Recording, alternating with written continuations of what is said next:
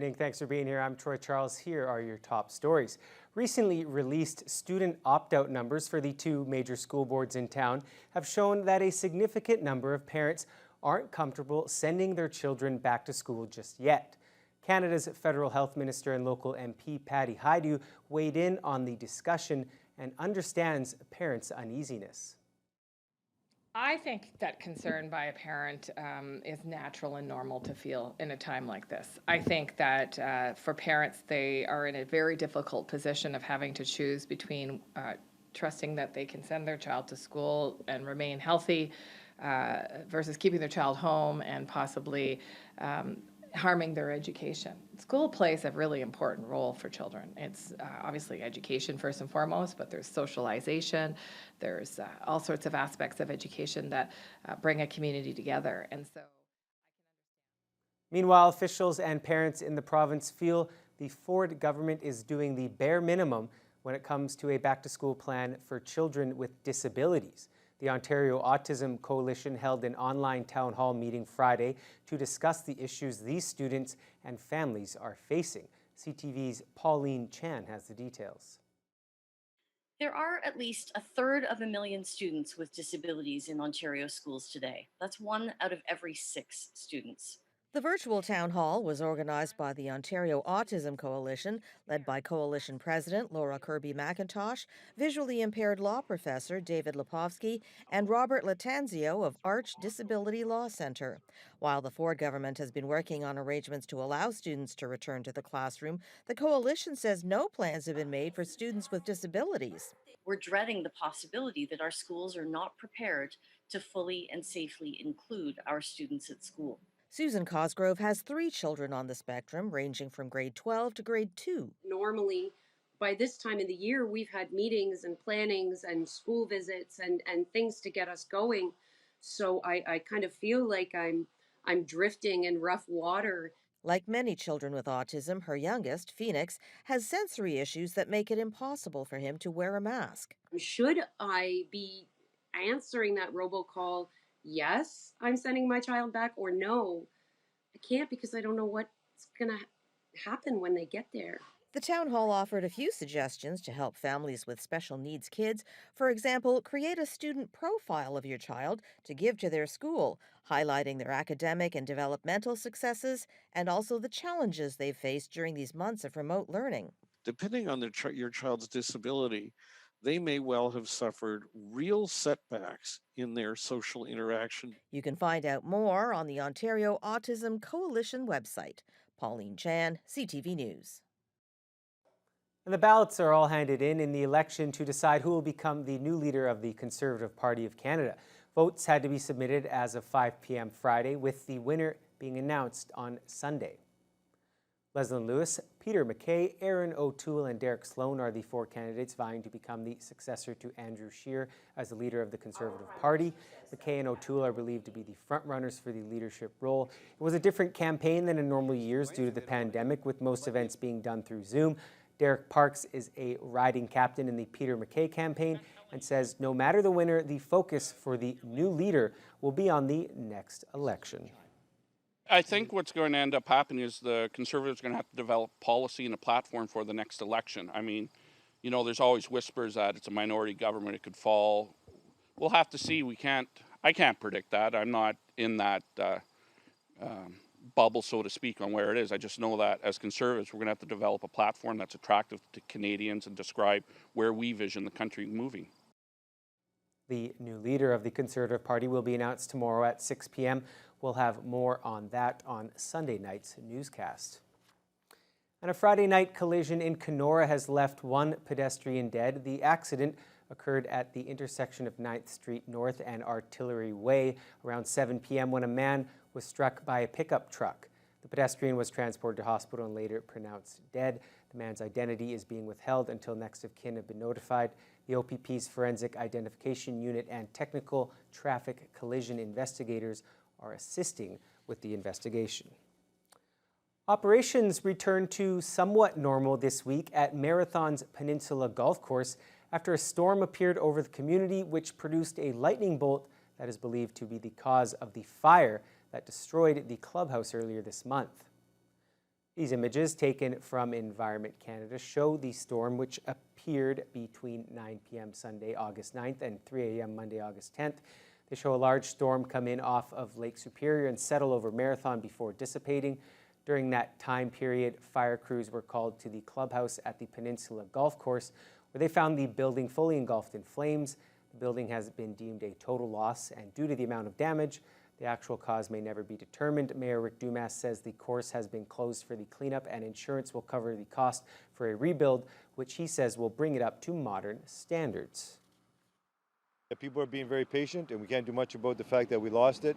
But the reality is that here we are, and we're good to go with the rehab of the course next year. We'll start all the planning this winter, and of course redesign and relook at the clubhouse and make it more accessible this time around as well, because our previous clubhouse wasn't so accessible. It was built in the 70s and 80s.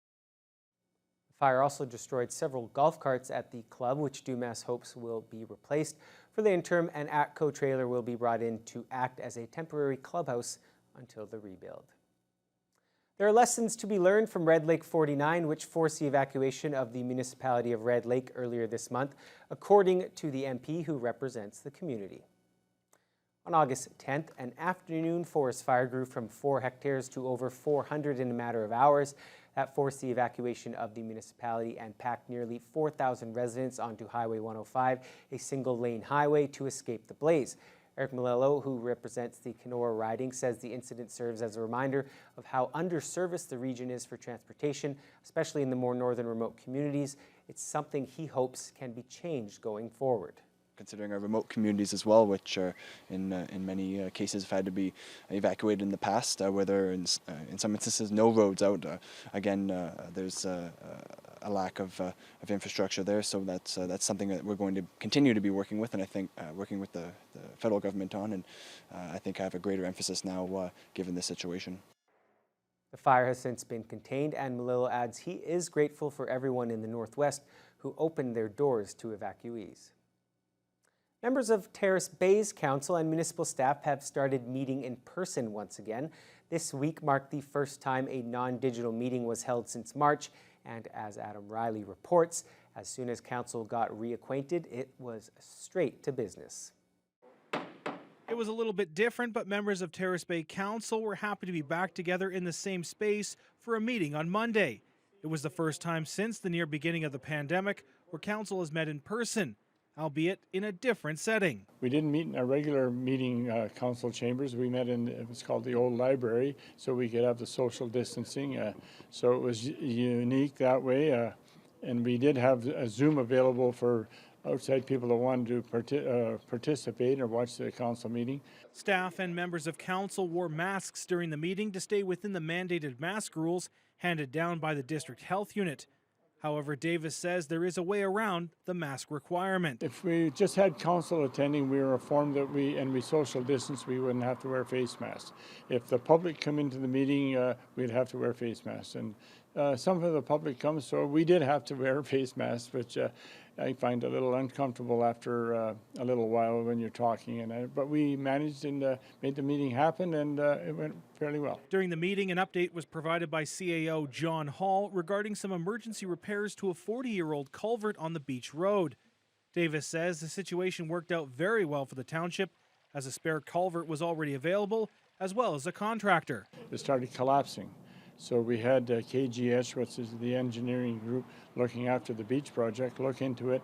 And with them and one of their contractors, we signed a contract to replace the culvert, which is and they did it very quickly. Total cost for the repairs was just over $20,000, which would be covered by the Municipal Gas Tax Fund. Adam Riley, TBT News. Superior Shores Gaming Association has had to adjust their service due to the COVID-19 pandemic. The majority of services have resumed at the gaming center, and as Avery McRae reports, the return of bingo is around the corner, but in a new style. A month into reopening, Superior Shores have ironed out their operations and are running as smooth as a company can during the pandemic. Like other businesses, many health guidelines are in place, including mandatory masks, temperature checks before entering, limits on number of residents allowed inside, as well as spacing between gaming machines. Machines are also sanitized in between player uses. And with Gateway Casino still closed, General Manager Joe Brizard says he's seen a lot of new faces. Actually seen a lot of increase in new players coming in that we haven't seen, and that possibly because we're the only one that is open. We do have some nights where it's really busy, so we have, thank God we have the other side of the hall to open so they can play on demand games while they wait for machines. But overall it's been fairly good. While the majority of machines and games have reopened, bingo has still not yet reappeared at the gaming facility. Earlier this week, Mountain Bingo on Fort William First Nation held their first bingo night since the pandemic struck in a drive-through style. Brizard says his team has thought about the idea and plan to try the drive-in style if limits on the number of people allowed inside their building are not increased by the provincial government. The earliest Superior Shores would start the bingo would be in September, but nothing is set in stone. Probably mostly this side, depending again on demand. Those are things we got to think about going forward and what program to use and how long. And normally we run 3 sessions a day. If we do parking lot bingos, it might just be 1 a day, like our evening bingos. As a non-for-profit business, being able to reopen is benefiting the community.